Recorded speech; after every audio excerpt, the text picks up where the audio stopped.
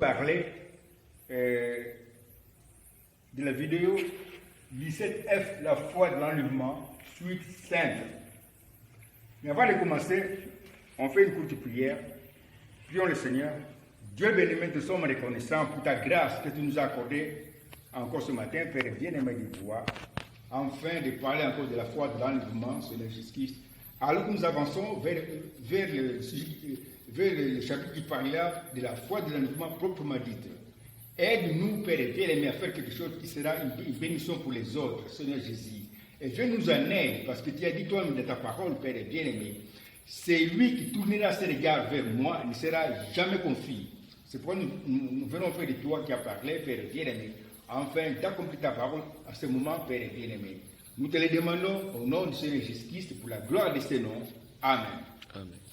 Voilà, nous parlons ici de la foi de l'enlèvement. Or, celui qui m'a enseigné concernant le récit biblique m'a fait comprendre ceci. Celui qui m'a enseigné ces choses m'a enseigné sur le cas positif. La foi de l'enlèvement ici, dont nous parlons, c'est un cas positif.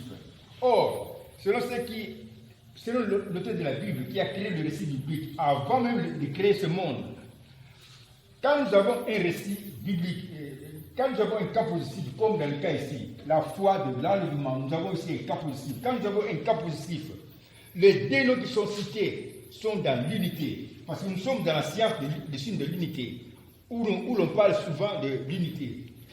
Quand nous avons un cas positif comme ici, la foi de l'enlèvement, les deux noms qui sont cités sont dans l'unité. C'est pourquoi nous avons la foi. Je répète ce que j'ai dit. Nous parlons aussi de la foi de l'enlèvement. La foi qui est un cas positif, ça c'est un cas positif.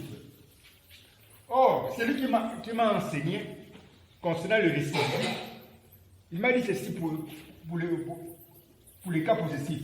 Quand nous avons un cas positif, les deux noms qui sont cités dans ce cas-là sont dans l'unité, comme dans le cas ici. Nous avons la foi de l'enlèvement.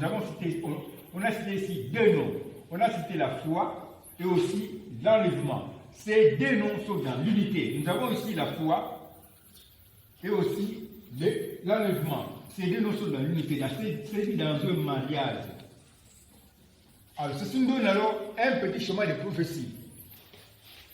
Pour ne pas compliquer, voici le chemin de prophétie. Un chemin de prophétie qui est simplifié. La foi révèle seulement la révélation. L'enlèvement révèle l'enlèvement, comme le dit la flèche.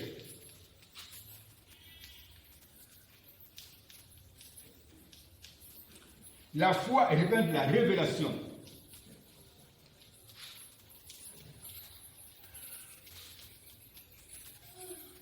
La révélation qui te dit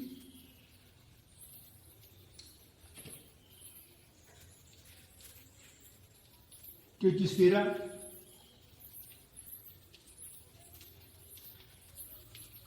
dans l'enlèvement. Ça, c'est l'expression que le Seigneur m'a donnée en tant que l'auteur de la Bible. La foi de l'enlèvement, c'est un petit chemin de prophétie qui montre seulement ceci. La foi de l'enlèvement, c'est la révélation qui te dit que tu seras dans l'enlèvement. C'est quelque chose qui te donne l'assurance que tu seras enlevé. Que tu seras enlevé.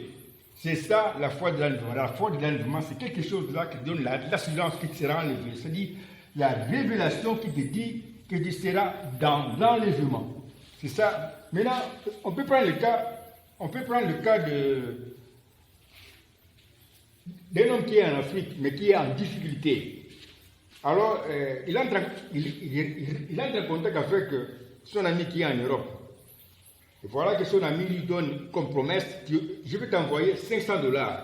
C'est une simple promesse. Aussi longtemps que la promesse n'est pas encore accomplie, cette promesse reste, c'est une simple promesse. C'est-à-dire, nous avons le cas d'un ami africain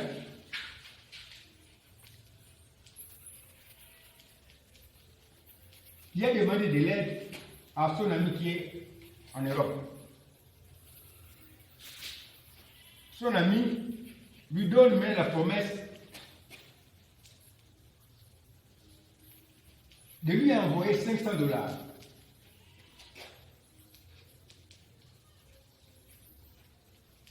La promesse de lui envoyer $500.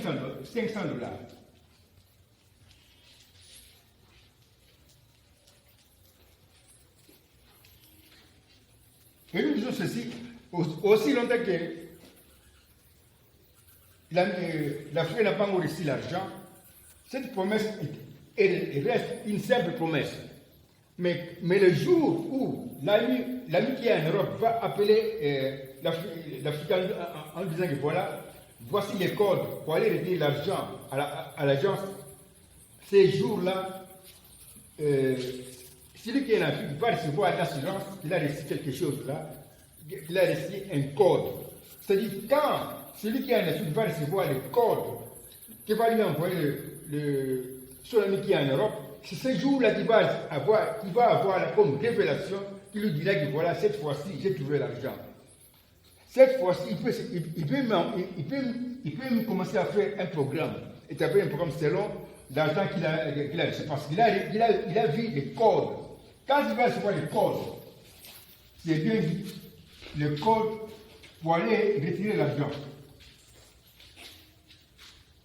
Pour retirer l'argent à une agence, quand il verra ce code-là, c'est alors qu'il va recevoir comme révélation que cette fois-ci, j'ai reçu l'argent. C'est-à-dire, la foi, c'est la révélation qui te dit que tu vas recevoir quelque chose. C'est ça, c'est le cas ici, c'est comme dans le cas ici de l'ami africain qui avait besoin de quelque chose là. Son ami lui avait promis depuis l'Europe qu'il va lui envoyer $500. Mais aussi longtemps qu'il n'avait pas encore reçu l'argent, c'est encore une promesse.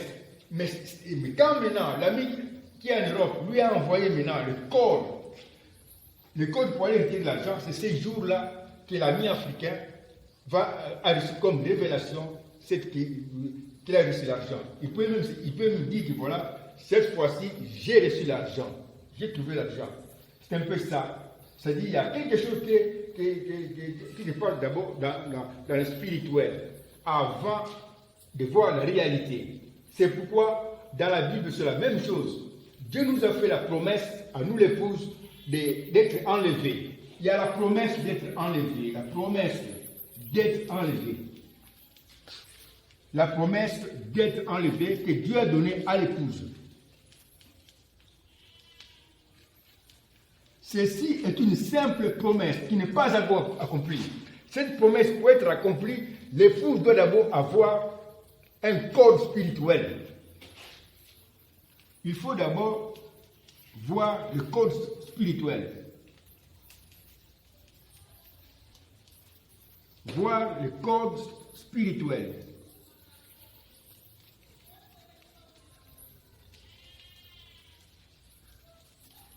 C'est comme dans le cas naturel.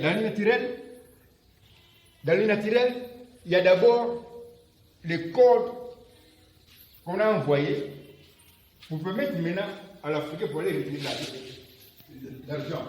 Dans le spirituel, c'est la même chose. Dieu a donné la promesse que l'épouse sera enlevée. L'épouse a cru à cette promesse. Mais aussi longtemps qu'il n'a pas encore reçu le code spirituel, elle est toujours dans la promesse qui n'est pas encore accomplie. Mais le jour où l'épouse va voir le code spirituel, c'est-à-dire ce que Dieu avait promis, qui va confirmer que voilà, cette fois-ci, c'est le départ, c'est ce jour-là que l'épouse va recevoir la foi de l'enlèvement. C'est la révélation qui lui dit que cette fois-ci, c'est le départ. Je répète ceci. Quand l'épouse va voir le code spirituel c'est bien marqué, c'est-à-dire la promesse d'être enlevé, il faut avoir le code spirituel. Quand l'épouse verra le code spirituel, c'est ce jour-là que l'épouse aura la foi de l'enlèvement. Oh, dans le spirituel, ce code spirituel révèle seulement l'ange du Seigneur, l'ange de l'enlèvement. Quand l'épouse verra l'ange de l'enlèvement, qui sera envoyé comme code spirituel à l'épouse, C'est ces jours-là que l'épouse recevra la foi qu'elle sera enlevée. Ces cordes spirituelles qui donnent la foi à l'épouse, c'est la vue du Seigneur comme l'ange Seigneur, comme l'ange de l'enlèvement dont nous avons parlé dans les vidéos précédentes. Parce que nous avons dit que nous allons d'abord présenter comme base, comme fondement, la venue du Seigneur comme l'ange Seigneur, comme l'ange qui enlève l'Église. Quand maintenant l'épouse verra cet ange-là venir sous la forme de la nuée, c'est ce jour-là que l'épouse va recevoir la révélation il dit que voilà, elle sera enlevée. La foi de l'enlèvement vient seulement quand on voit le code spirituel, c'est-à-dire quand on voit la venue du Seigneur sous la forme de la nuée. Parce qu'il a été promis dans Acte 1 que c'est Jésus que vous voyez aller au ciel, revenait de la même façon sous la forme de la nuée. Et nous avons vu ceci, cette promesse aussi, dans le livre d'Ézéchiel 1,4. Nous avons vu là-dedans la promesse de la venue du Seigneur comme l'ange Seigneur, comme sous la forme de la nuée qui va dévoiler tous les mystères cachés.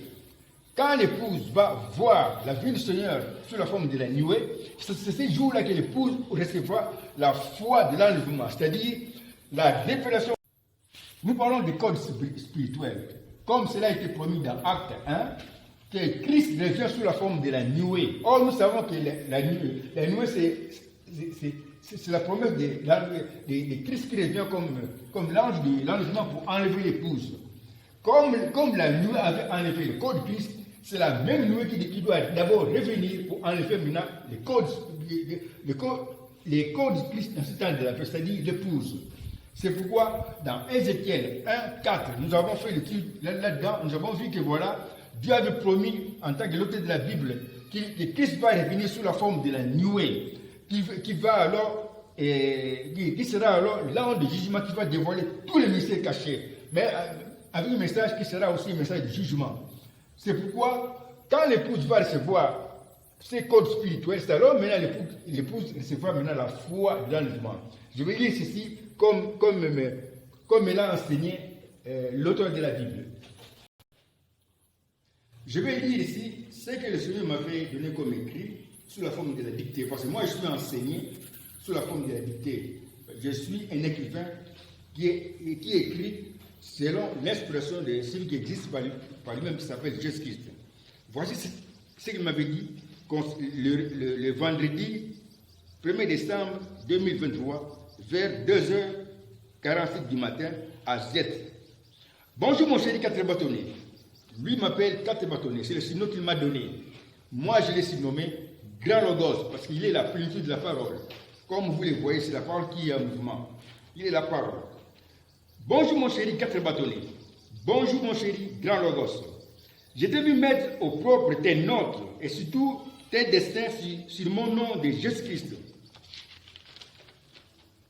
qui est comme une maison de mes trésors fermés par les traits d'union, comme ci-après. Je relis ce que j'ai écrit. Je t'ai vu mettre au propre tes notes et surtout tes dessins sur mon nom de Jésus-Christ.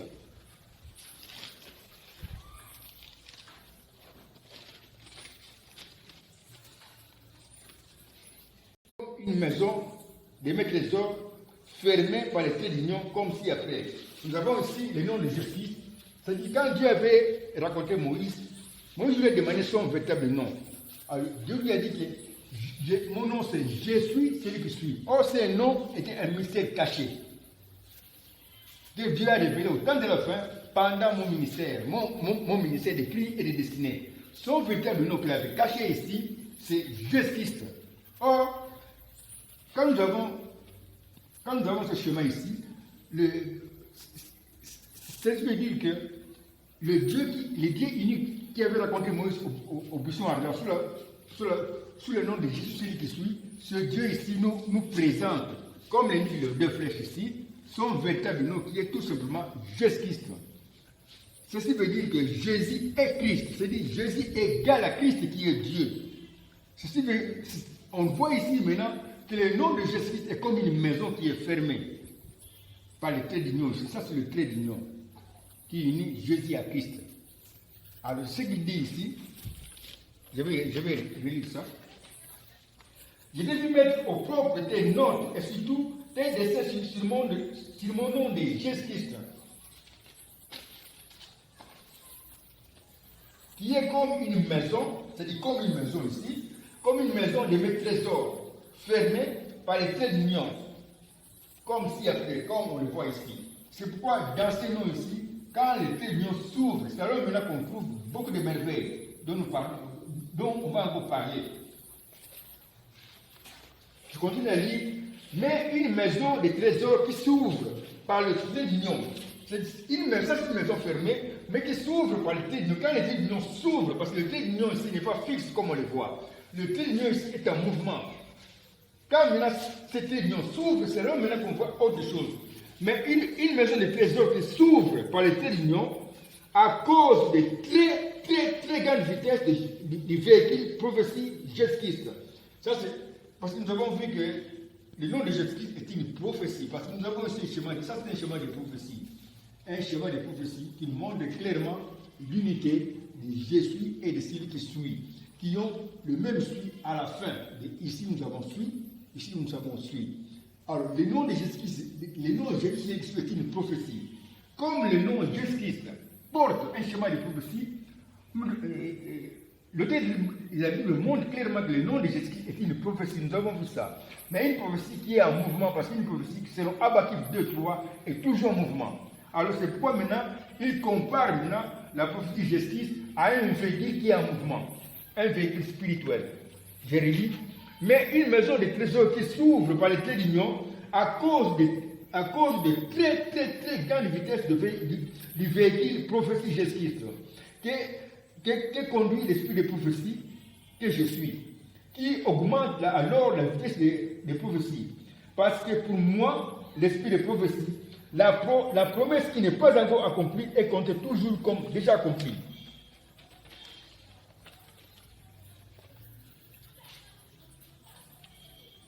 Mais alors spirituellement, c'est-à-dire quand maintenant l'esprit de prophétie donne une promesse, pour cet esprit-là, cette promesse est comptée comme déjà accomplie, mais spirituellement, pas réellement.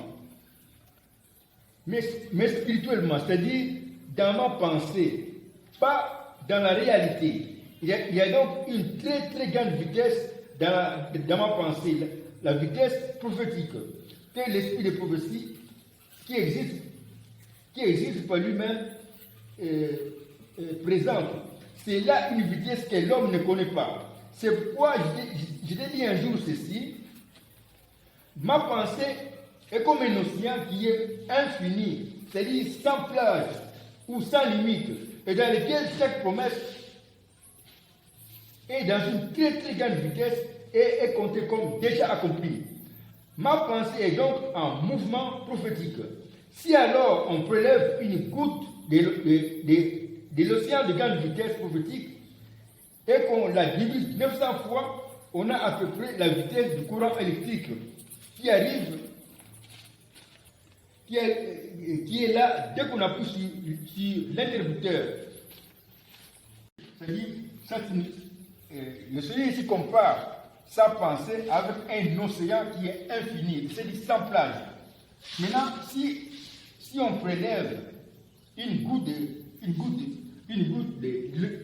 de l'océan de grande vitesse, une goutte de l'océan,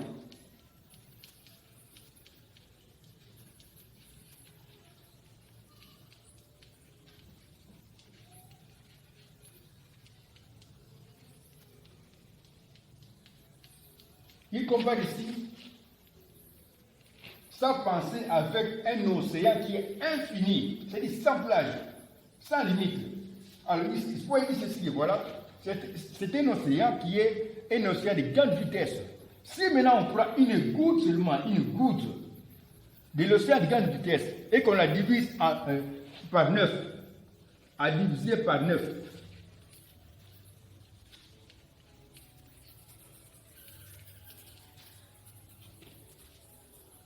par 9, par 900. Si on prélève une goutte seulement et qu'on la divise 900 fois, on va trouver à peu près la vitesse du courant électrique qui arrive dès qu'on appuie sur l'interrupteur. C'est ce qu'il dit. Cela veut dire que il continue.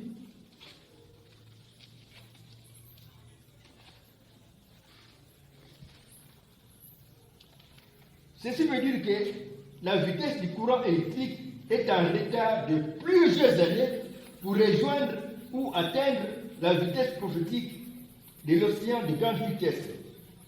Je répète ceci. C'est pourquoi ceci veut dire que la vitesse du courant électrique est en retard de plusieurs années pour rejoindre ou atteindre la vitesse proprement dite la vitesse prophétique de l'océan de grande vitesse.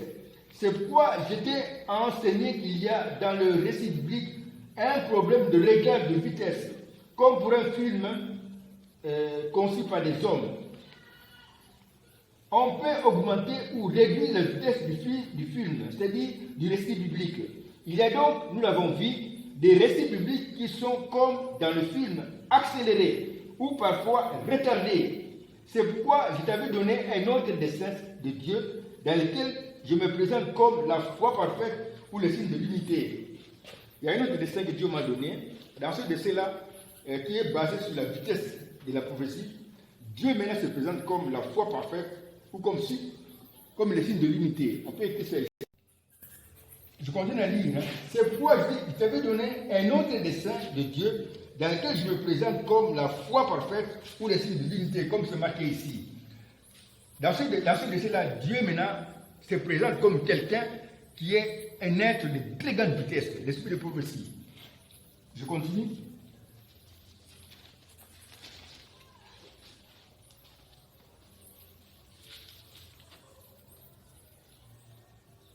Dans lequel je me présente comme la foi parfaite ou les signes de l'unité, qui augmente la vitesse de la prophétie, qui est alors comptée comme prophétie déjà accomplie.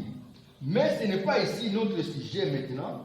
Parlons maintenant de la foi de l'enlèvement dont parle le précieux prophète Branham. La foi de l'enlèvement est un cas possessif, comme aussi la parole de Dieu, la parole du chien, le fils de l'homme, etc. Il parle ici de plusieurs cas possessifs. La parole de Dieu, c'est un cas possessif.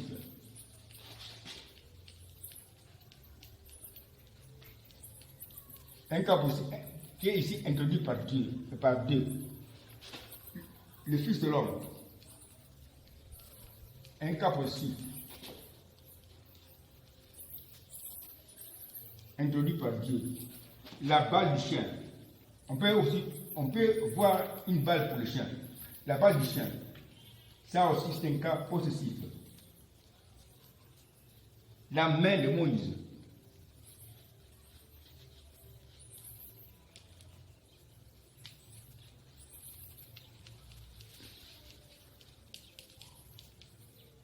Ça aussi, c'est un cas possessif.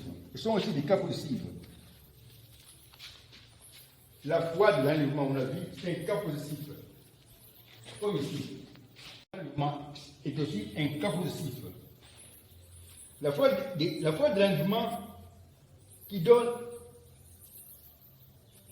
cette unité. L'unité ici. La foi et l'enlèvement. Dans ce chemin, la foi représente la révélation qui te dit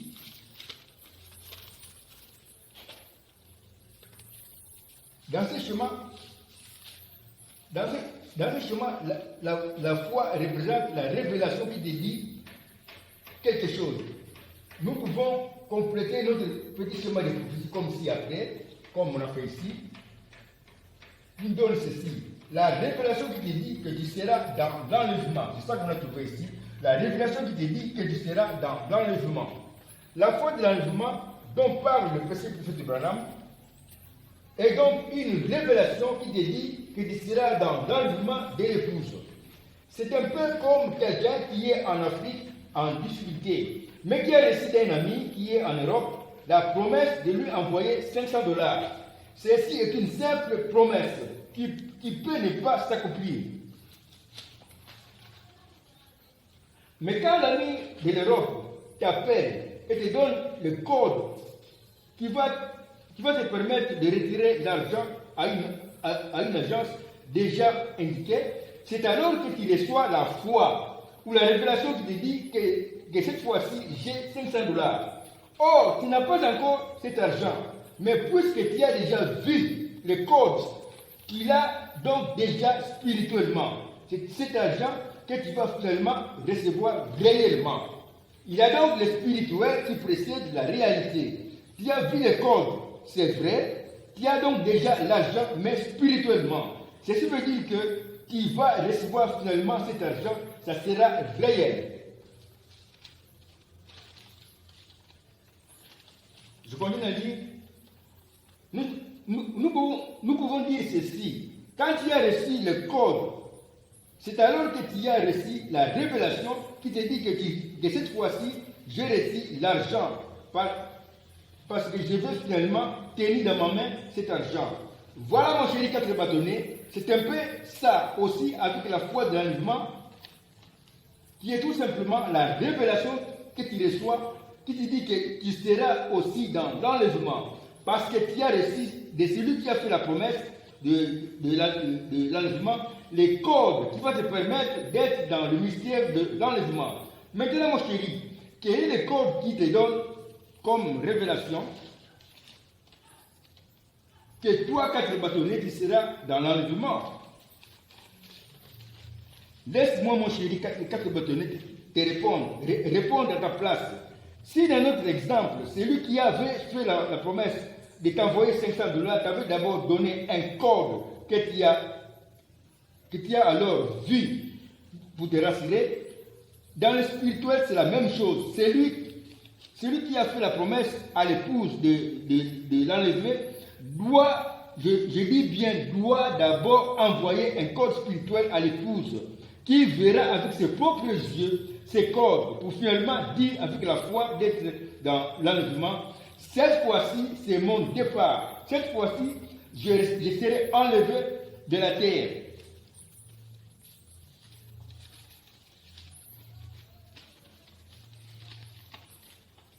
Ce code spirituel qui te rassure que cette fois-ci, c'est le départ pour aller à la fête des noces, c'est bien la venue du Messie Jésus-Christ comme l'ange de l'enlèvement ou comme nouvelle naissance de Jésus-Christ. Parce que ta nouvelle naissance, c'est l'ange du Seigneur qui est en toi sous la forme du Saint-Esprit. C'est pourquoi la nouvelle naissance de Jésus-Christ, c'est son ange qui porte alors un nouveau nom dont nous parlerons encore dans l'étude d'Apocalypse 3.12. On va parler d'Apocalypse 3.12. Apocalypse 3.12. C'est là-dedans où l'on parle du nouveau nom de Jésus-Christ. Et partout ailleurs. Christ à la seconde venue, je continue, Christ à la seconde venue revient comme l'ange du Seigneur qui sera alors l'ange de l'enlèvement qui va se reposer au 7e jour dans l'épouse selon la loi du sabbat. Christ sera alors dans son épouse la puissance qui change l'épouse, la puissance qui amène l'épouse à la perfection. Christ sera alors dans l'épouse dans laquelle il se repose, la puissance qui va enlever l'épouse. C'est un peu ça, on s'arrête là. Dieu bien-aimé, nous sommes reconnaissants pour ces grâces que tu nous as accordées, d'être arrivé à ce niveau. Où il sera question de parler encore où il est question de parler encore de la foi de l'enlèvement, Père bien-aimé. Oh Dieu Tout-Puissant, quelle grâce énorme que tu as accordée à l'épouse, qui a vu le code spirituel, Seigneur Jésus, qui a vu, oh Dieu Tout-Puissant, ce qui donne l'assurance, Père bien-aimé, qui sera enlevée. Cette assurance-là, Père bien-aimé, est basée, Père bien-aimé, sur la venue du Seigneur comme l'ange de l'enlèvement, sous la forme de la nuée, qui a été photographiée par la chance à ce jour. Merci pour ta conduite, merci pour tous ceux qui vont comprendre ceci. Dieu béni, oh Dieu, ceux qui vont partager ceci, nous te le demandons pour ta gloire au nom de Jésus-Christ. Amen. Dans la vidéo 17F, la foi de l'enlèvement, suite 6. On s'arrête là.